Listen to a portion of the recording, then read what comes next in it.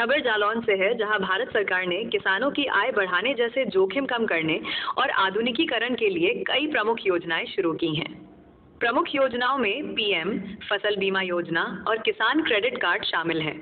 इनके अलावा मृदा स्वास्थ्य कार्ड, पीएम कुसुम सौर पंप, नए एफपीओ कृषि उत्पादक संगठन के गठन जैसी योजनाएं भारतीय कृषि के पुराने स्वरूप और वर्तमान बदलाव के बाद नए स्वरूप सरकार द्वारा कृषि और कृषकों के उत्थान की पहल की गई है।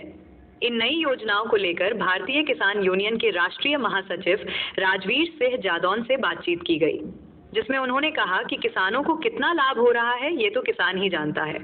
भारतीय कृषि में आधुनिक तकनीक के इस्तेमाल का कुछ ही किसानों को लाभ मिल रहा है, बाकी को कोई फायदा नहीं मिल रहा है। सरकार और भी कई योजनाएं बनाने पर काम कर रही है, जिसका जल्द ही किसानों को लाभ मिलेगा। जालौन से यूटीवी के लिए यूपी हेड रामजी व्यास की रिपोर्ट।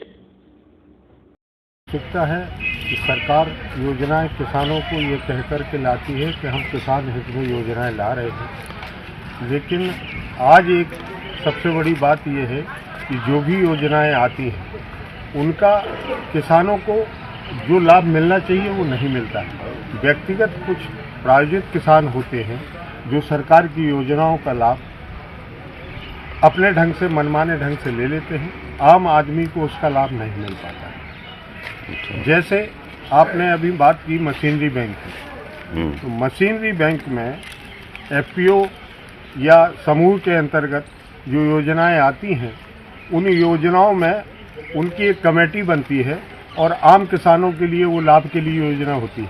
लेकिन आज आप अगर उसका इन्वेस्टिगेशन करें, उसकी जांच करें, तो वास्तविकता यह है कि उसका चंद लोग, एक या दो किसान उसका पूरी तरह से लाभ ले रहे हैं, आम आदमी को उसका लाभ नहीं है।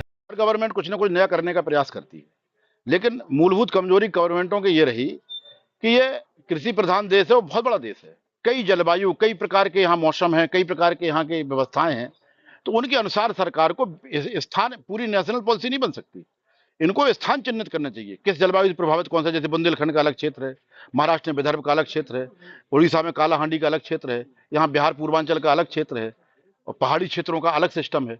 तो हम उनके अनुसार जहाँ जो क्षेत्र है वहाँ जाकर के अध्ययन करें, विशेषज्ञों को वहाँ ले जाएं और वहाँ स्पेसिफिक किन चीज़ों की जरूरत है, उस हिसाब से अगर योजनाएं बनाई जाएं तो सीधा लाभ मिलेगा।